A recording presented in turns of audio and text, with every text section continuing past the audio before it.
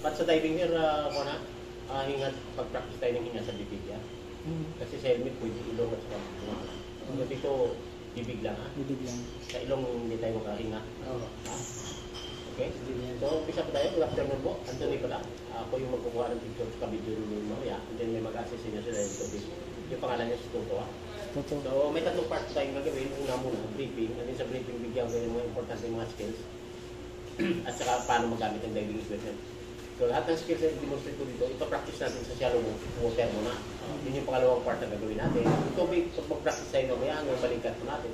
Then pagluhod po natin, lampas sa ulo natin. And then pag parang nahirapan tayo mamaya, kasi first time nyo, at saka magpanik kayo ng konti, pwede kayo tumayo kahit walang signal din basta nyo na tumayo. Hanggang paulit-ulit po natin i-practice yung skill para confident po sa actual dive natin. Yun yung patlong part na gagawin natin sa kahit ng bangka. Travel lang tayo mga 5 minutes. Coral Garden po yung dive site natin. So, travel tayo mga 5 minutes. Sketch natin yung dive site. Ang lalim nito 12 meters maximum. Bababa muna tayo under the boat like mga 5 meters, 16 feet. Okay? So, stay tayo sa lalim tubig mga 40 minutes. Right? So, pag in-explore natin yung dive set, maraming na kayo makikita. Iba-ibang klase ng corals, iba-ibang klase ng katwa. Okay, relax na tayo habang bumababa mamaya. Hanggang nandun tayo sa lalim tubig. Avoid na natin yung activities natin na mag-alaw tayo ng tiyago. Para hindi mapiktuhan yung paghinga natin sa tubig. Para relax. Pakiramdam natin sa tubig. Pero bago niyan, may equipment introduction muna. Bago yung mga skills. Okay, para at least after that, may knowledge kayo paano gagana yung equipment natin, tsaka yung anong aparato sa ginamit natin. Ha? So ito yung diving gear natin, ito yung cylinder, kinompress dito hangin para makahinga po tayo sa tubig. Ha? Okay, yung gagamitin natin hangin, katulad ng nilalanghap natin ngayon, normal lang na hangin. Okay?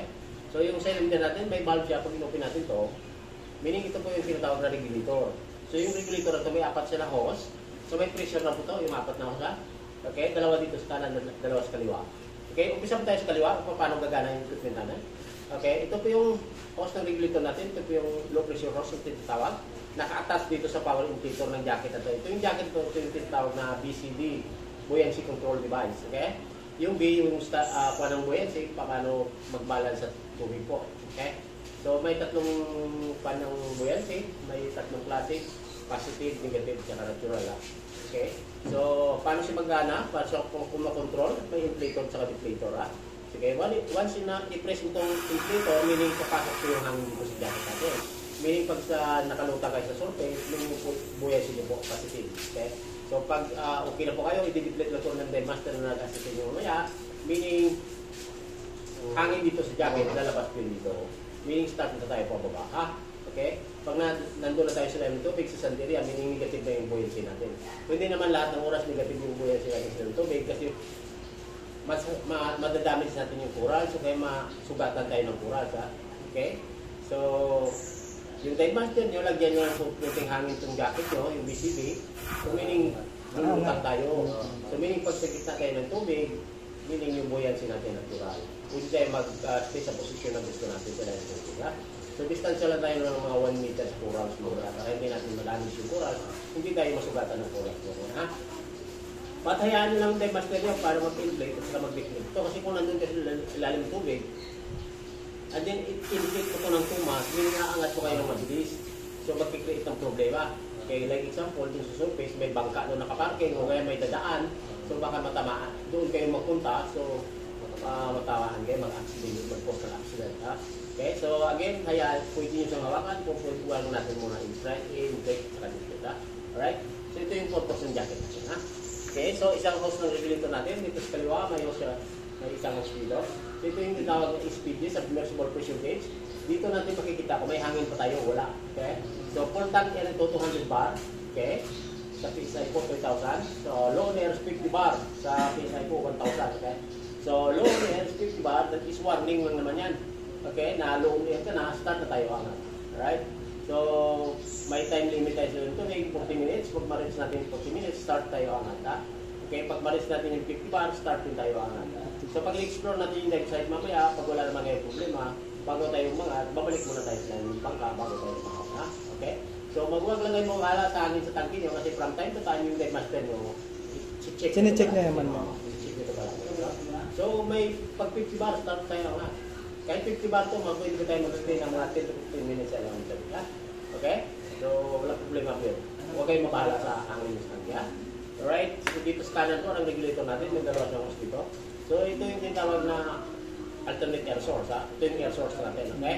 So, dito sa dalawa po, anytime, pwede po kayo dito magmula sa dalawa. Anytime, ha? Dalawa. Itong itim po, ito yung tinatawag natin na primary. Ito po yung gagamitin natin, okay? So, sa confined water training at saka sa actual value, ito yung gagamitin natin. Itong yellow po, ito yung secondary. Ito yung alternate air source natin, ha? Okay, for emergency, okay? Like example, sa confined water training mamaya, hindi ka komportable dito maghinga sa primary, pwede mo sabihan yung webmaster mo na magpa-practice kayo mamaya din sa shallow, na i-try itong secondary, baka dito kayo komportable, okay? And then, may problema sila ito, may pwede natin palitan ito, ha? And then, isa sa inyo, like, kailangan niyang tulong, wala siyang hangin, pwede natin ito, siya na dito, ha? Kaya hasta makaawon tayo, ha? Okay, ito yung purpose ng ginawa natin. So, next, punta po tayo sa skills 1. So, paano maghinga at saka magkagat ng mouthpiece, okay? So, general rules sa diving, huwag natin pigilan yung hinga natin kasi may part ng katawan natin na may airspace, okay? Katulad ng lungs natin, din pagsuot natin ng mask at saka yung sinuses natin, apektado yan ng pressure ng tubig. Para maka-equalize ng normal yung ating lungs, hinga din tayo ng normal. Tuloy-tuloy lang yung hinga natin. Malalim siya po dahan-dahan, okay? Every time mag-inhale po tayo, dapat pupunta muna sa lungs bago natin i-exhale. Kung ano karami yung inhale natin hangin, ganun din karami yung i-exhale natin hangin. Okay? At then para maiwasan natin yung tinatawag na lungs expansion injury. Okay? Kasi pag nandun tayo sa tubig, pag pinigilan natin yung hinga natin, yung lungs natin nag-expand. So dahil kinukompress yung katawan natin sa live tubig, para maiwasan natin yung magka-injury yung lungs natin. Ha? And then after dive, like example, kung pipigilan yung hinga natin ng tubig, after dive, sasakit yung ulo natin kasi ang utak natin kailangan ng hangin. So, tuloy-tuloy lang natin. Huwag natin pigilan, ha? Ganito lang yung paghinga. Ganito. Ganito muna, ha? Ganyan lang, ha? Huwag tayo mag-skip breathing. Okay? Tuloy-tuloy lang. Normal kang talaga na yun. And then, pagkagat ng mouthpiece, ha? So, ngipin natin dito. Gatin lang natin siya ng katamtaman. Kahit habang naghihinga tayo, kahit hindi natin siya hawakan, hindi siya matanggal sa bibig natin. Okay, katamtaman kasi kung hard naman, sasakit yung panga natin after dive, ba? Magka-cram yung panga natin after dive. And then, lips natin always naka-cover dito sa round ng mouthpiece, yung lips natin. Kasi pag may space yan, dito sa round, mapasok yung tubig. So, ipapakita ko sa inyo kung paano magkagat sa paghinga. So, may tinatawag tayo na A-I-O, meaning A, open bibig natin, iinipin natin dito, kagat. And then, lips natin dito sa round ng mouthpiece natin. Ganito po eh. A, I,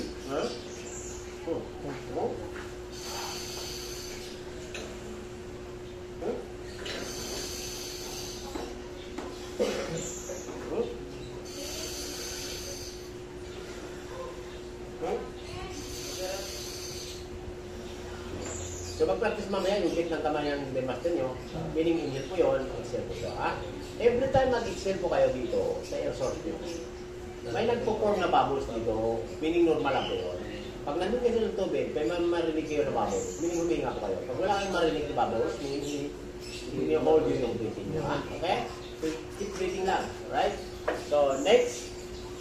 So, punta po tayo sa common problem na sinatawag. Yung may kasi first time nyo. So, at itong tatlong common problem, huwag natin kung bagawin. Ha? Okay? Kasi hindi tayo nito tatagal sa ilang tubig.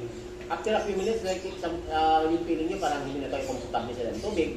At saka yung isip nyo, gusto nyo umahon kaagad-agad kasi hindi nga na tayo sa ilang tubig. Ha? So, itong una, please do not, huwag tayo mag-break ng shallow o rapid. Ha? Ganito, ha? Okay, huwag natin yung gagawin. Yan yung unang problem. Number 2, yung pag-inhale nyo ng dalawa, pag-exhale nyo ng dalawa. Ganito, ha?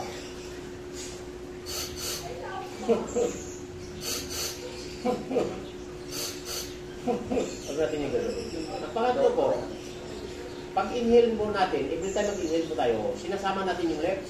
Pag sinasama natin yung left, talagang sasama yung tubig. Malangap yung tubig. Ganito po. Dapat talaga always Steady lang yung left natin. Yung molar left natin sa round natin. Ha? Kasi papasok yung tubig. Pag may space yan, ha? Okay, next. No question? Walang question ba? Next. So, what if kung pumasok yung tubig sa bibig natin habang kinakagat yung air source mouthpiece? O kaya, matanggal accidentally sa bibig natin, sa mukha natin, itong air source, ha? So, may dalawang way po tayo paano magtanggal ng tubig sa bibig, ha? blue. Blue. Oh, like example, like kung naka-experience yan ng snorkeling, parehas lang. Like example, bigyan ko kayo ng example habang kinakagato pumasok ng tubig. Like example, nag-inhale po kayo. And then, may nakita kayo, na-move nyo yung lips o tumawa kayo, pumasok ng tubig. Nag-inhale kayo, meaning may hangin kayo ibublo. Kasi every time na mag-inhale kayo, kailangan nyo talagang mag-exhale. So mag-blow tayo ng lakas ng konti. Ito. Itutulak, ipupush niya yung tubig dito palabas. So dito po yung lalabas yung tubig. Pero sa rin lang. Ganyan lang. Ganyan lang. Ha? Okay? Lalabas yung tubig. Dito po yung lalabas yung Lalabas. tubig. Ipupush niya yung tubig dito. Dapat ko lang yung sa lips. Oo. I-maintain na Ay, blow lang kung may hangin kayo ibublo. Yung pang susunod, yung press. Pag wala na kayong hangin na ibublo, ha? Like example, nag-inhale kayo, and then nag-exhale. And then nag-smile na naman kayo, pumasok yung tubig. Wala na kayong hangin ibublo. Press po yung gamitin natin. Ito po, yung first. Gentle press lang, ha? Ganito. Okay? Pwede natin siya i-press ng isa, dalawa, tatlo. Huwag na, kung mayroon pang tubig sa bibig Huwag lang natin. steady. Huwag lang yung steady. Huwag lang steady. But huwag lang natin siya i-press ng matagal. Ganito, ha? Kasi mag-create siya ng malaking bubbles pag ganyan yung press natin. Baka yung malaking bubbles, mas-surprise tayo, matamaan yung mask natin, ma-push niya pataas, madidipon sa mukha natin yung mask. Okay? So, gentle press lang. But, bago natin siya i-press, pag pangalawang method yung gagamitin natin, ikalang natin yung dila natin dito bago natin siya i-press, ha? Para ma-avoid natin yung tubig, kung sakasakali mayroon dito sa loob, mapasok na dito sa bibig natin hanggang sa lalamunan natin, ha? Pag ito yung gagamitin natin, ha? So, ito po. Bigyan ko yung example lang. Itong pag-exhale nyo, wala na kayang hangin bublog. Ito po.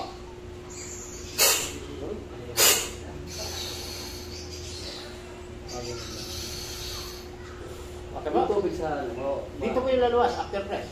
Okay. Para kung may tubig dito sa loob, ikalang natin yung dila natin dito. Parang tubig, hanggang yung dulo lang ng dila natin, automatic dito lang sa lalabas. Okay? Hindi siya papasok dito. Kasi yung, kasi, press kasi, yung pressure kasi papasok sa bibig natin. Not like sa blue, palabas. Yung pan, may tendency na papasok dito. Okay? Next, regulator flaring, yung sunod natin exercise, ha? Tatanggalin natin itong air source natin sa bibig at saka ibalik, ha? Sa practice po mamaya sa shallow water, bago tanggalin, every time yung tanggalin, hinga ka muna ng malalim. Para yung lungs mo, maraming hangin bago mo siya tanggalin. Para hindi ka kapusin, ha? Ganito po yan. Kita po. Bala, pagkatanggal nyo, dapat relax kayo, hindi yung ura-urada, ha? Ayun. Get a full breath muna, hindi tanggal. Pag tanggal po, dapat notice ng baba. Kasi kung nakatiyaya yan, tuloy-tuloy po yung balawas ng hangin, mag-pre-flow siya, ha? Okay? And then mag-blow lang tayo ng maliit na bubbles. Ganyan. Maliit lang. And then, o kaya magkwanta ng sound na, pag ganyan ng master po, pag tanggal nyo, meaning ibalik mo kagad, ha? Ganyan. Pagbalik, kagatin natin siya ng complete, ha? And then, blow ka agad o press natin yung first. Ha?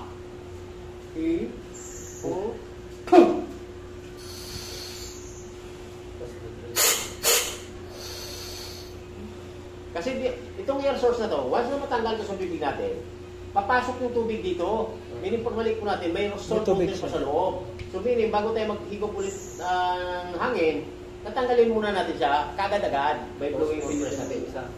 Blow or press. Okay? So may dalawa kayong option. Kung wala ka na kayong hangin po, blow, press. Pag may hangin kayong blow, blow. Okay? So yan lang po. Sunod. Tuloy-tuloy ko ha. Ganito ba? Full breath muna. Mouthpiece. Remove. Down. Position. Blow bubbles continuously. Put it back.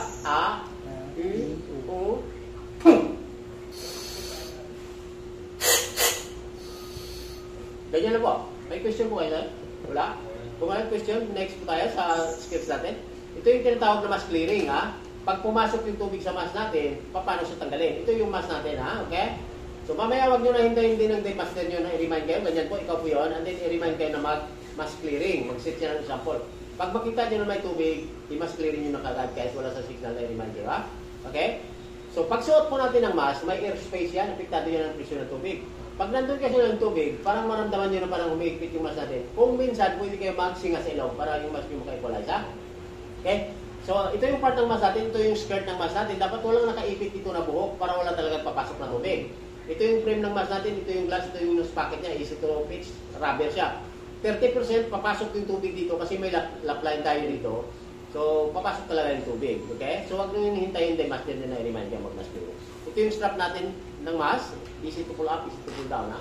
So, So pag suot ito ng mask, dapat hindi masyadong mahigpit, hindi masyadong maluwag. Kasi kung maluwag naman, papasok yung tubig. Kung mahigpit naman, higpit din mamaya pagbaba doon sa pag nandun tayo sa tubig. Yung strap ng mask natin, hindi nakapilipit, hindi nakaganyan po. And then yung strap, hindi nakaipit yung talinga natin kasi kung sa katagalan natin sila ng tubig, after dahil sasakit yung talinga natin. Saka ipit. Okay? Dito po yun pag suot. So yung gagawin nyo, paano matanggal yung tubig sa mask? Okay? Inhale dito sa bibig, dito tayo mag-exhale sa ilong. Ha? Okay? So meaning higo, sa bibig, blow sa ilong. Ha? Dito po yun. Habang kinakagatong air source, hinga ka muna ng malalim, kita full breath muna sa bibig. I-hold ang breathing sa chest, dalawang daliri, hawak dito sa ibabaw ng mask. Then tingalaan tayo ng slide, singa sa ilong. Okay? Meaning yung singahan mo na pressure galing sa ilong mo, pupunuin nyo ito ng hangin yung mask, ang iba, lalabas, sasama po yung tubig, dito po yung lalabas yung tubig. Ha? Okay? Kaya tayo nagtitingala para yung tubig dito sa ilalim ng mask. Kasi kung mag-mask clearing tayo nakatingin sa baba, hindi po yung lalabas yung tubig, dito lang siya sa salamin. Slide lang. Ha? Kaya natin siya hinawakan dito para pag-blow natin ang hangin sa ilong, yung pressure, hindi madideform yung mask natin sa mukha, hindi siya angat, hindi siya bababa. Meaning paghawak, iin lang, huwag natin siya ipot pababa, huwag natin siya ipot pataas. Okay? Pansin? Next. Habang kinakagat, hindi diminusit yung mask clearing. Ha? Ito po. After yung mask clearing, pag mayroon pa, ulitin nyo ulit ang matagal ng tubig. So, pag blow nyo, breathe out ka na naman sa bibig. Normal breathing naman. Walang question po? Next. Pag walang question, tagasan po kayo saan? Manila? Sa Nabwa. Kamsur. Okay. Dito po yan. So, yung tawag dito, yung exercise natin sunod, yung pag-equalize, equalization, ha? Like example, from Manila, nung nagsakay kayo ng aeroplano, nung nandun na kayo sa taas, sumakit yung talinga nyo, di ba? Okay? Yan yung altitude pressure. Ang altitude pressure, napakataas na bago tayo makaramdam ng sakit. But sa diving po, every 1 meter, kailangan natin mag-stop para mag-equalize dahil sa pressure ng tubig sa ilalim, ha? Okay? Like example, magbaba po tayo ng 5 metro, hindi lang tayo 5 beses mag-equalize. Kasi every 1 meter, kailangan natin mag-stop para mag-equalize ng once or twice. Okay? So, may tatlong paraan po tayo paano mag-equalize, ha? Una, yung paraan, pag-pits ng ilong, pag-ipit ba, and then sabay singa sa ilong ng dahan-dahan. Okay, ipitin lang natin siya ng katamtaman, hindi masyadong mahigpit. Dapat, pag-blow natin ang hangin sa ilong, dapat walang mag-exit dito para dito siya magpapapa. Okay, ito ba yan? Habang kinakagat, inhale ko muna sa bibig, i-hold ang breathing sa chest, pits ng ilong, at saka singa ng dahan-dahan. Yan. Huwag ka mag-blow sa bibig kasi hindi ka niya mag-equalize. Sa ilong. Yan. Okay? Mask clearing at saka equalize. Sa ilong talaga yung ang blow niya. Ha? Okay? Yan yung unang way. Pangalawa, lunok. Okay? Habang kinakagato. Pangatlo, wiggle. Habang kinakagato. Gato. Dandahan na. Okay. Sa tatlong way na to, kung saan kayo komportable, please do it. Kung komportable kayo sa pag-quits, lunok, wiggle, yun ang gagawin nyo. Ha? Okay? Punta pa tayo sa problema po pag-equalize. Ha? Like example, bumababa tayo kasi every meter, iba-iba yung pressure. Like example, nagbaba tayo ng 1 meter, hindi kayo nag-equalize, nag-proceed tayo sa 2 meter. Hindi na yung balance yung pressure, kailangan natin bumalik sa 1 meter para mag-equalize tayo. Ha? Dahan-dahan naman yung baba natin. Ha? Yung pagkagat, hindi na kailangan mag-equalize. Ganito po yun, sa problema. Like example, yung kanan, naka-equalize, ha? Kaliwa, hindi. I-turn ko lang ng opposite direction na equalize. Ha? Okay? I-point ko lang pataas. Yung pressure, yun yung pataas. Doon kay, doon mo i-point sa taas, yung hindi mag-equalize. Okay. Like example, kanan, naka-equalize, ha? Kaliwa, hindi. Okay? Ito, yung kaliwa ang i-point, di ba? Okay? One set? Okay? So, next, baka makalimutan, dry air yung gamit nating hangin. Baka mamaya sa mga 3 minuto, 5 minuto, 3 o 5 minuto sila ng tubig. Magdadry yung lalamunan nyo, ha? So, mahirap maghinga pag dry yung lalamunan nyo sa ng tubig. Habang kinakagat, lilang-dila, mag-ipon lang ng saliva sa kalunok. Ha? Para mabasa yung lalamunan natin, ha? Okay, Kwanzat? Okay? So dito, habang kinakagat, kung inuubo kayo, mag-atsing, hindi na kailangan tagalin. Okay? So, hindi na kailangan tagalin. Next, punta po tayo sa last, yung hindi tayo makapagsalita sa yung tubig, mayroon tayong communication hand signal, ha? So, katulad sa helmet kanina, ito po yung okay sa diving, ha? Okay? Pag okay po kayo, respond kayo agad ng okay na signal. Dito, ha? Ito yung may problema tayo. Straightforward lang kamay para makita agad yung signal nyo. Hindi ituro after kung saan problema nyo. Hindi kayo maka-equalize, masakit ang ulo, o kaya nahirapan maghinga, o kaya yung paa natin. Ituro kung saan yung problema natin para malaman yung problema nyo sa ilong tubig. Ito yung pababa, ito yung paangat. Ha? Ito yung slow down. Baba tayong dadan, angat tayong dadan. Relax. Okay, kalma lang. Ha? Okay? Ito yung kailangan ko attention mo. Like example, may problema. Kailangan niya attention nyo. Ito po yung stop, meaning stop, huwag natin pigilan yung hinga natin. Ha? Like example, bumababa tayo, masyado kayong magalaw, kaya yung kamay nyo, ginaganyan nyo ng gusto, at saka yung pinch nyo, pinapadyak nyo ng todo. Pag i-point yung paa nyo, kamay, katawan, relax muna. Relax muna. Punta kaliwa, punta sa kanan, o kaya diretso po yung lamay natin. Ha? Okay, pag nilalamig kayo, ganyan na po. Pag gusto nyo mag-give up, na pakiramdam nyo malamig na masyado, ganyan na po. Ha? Okay? So, ito po yung sign ng video, yung nagbi-video. Ito yung sign ng picture. Tingin lang sa camera. Pwede kayo mag-sign up ng ganito or ganito. Eksakto mamaya sila ng tubig. Ha? Okay, pag nandito sila ng tubig, huwag natin basta-basta hawakan lahat ng object doon. Coral, so isda. Tingnan natin, obserbahan at saka enjoy ko na makikita natin ng tubig. Ha? So, yung gawin natin pag-jump sa bangka, papunta sa tubig, yan yung back roll entry. Doon ko na lang mamaya i-briefing habang tumatakbo yung bangka. Ha? Okay, hindi pa magana. Magsasama. Dalawa kami magkakasama. Okay? So, relax lang tayo habang bumababa at saka andun tayo sa tubig. Ha? Para ma-maintain natin yung breathing. kuha natin sa ilalim ng tubig, yung kalma lang ang pakiramdam natin. Ha? Alright? So, habol na natin masyadong magalaw. So, ito pala sa toto. Sundin na po. Yes, sir? May question ba kayo, sir? Wala na. Wala na. Thank you po. Okay. Okay. So, dito tayo. Practice tayo.